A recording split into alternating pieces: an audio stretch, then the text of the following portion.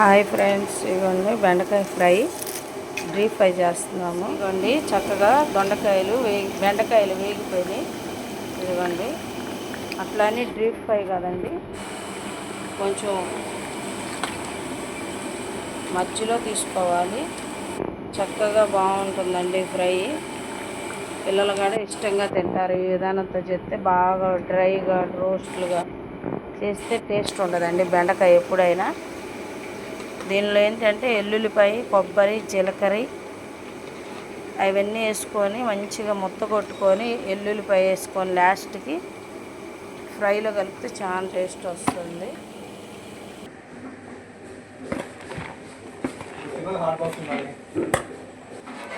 ఇదిగో ఫ్రెండ్స్, కారం వేసిన వీడియోని లైక్ చేయండి, షేర్ చేయండి, సబ్స్క్రైబ్ చేయండి ప్లీజ్.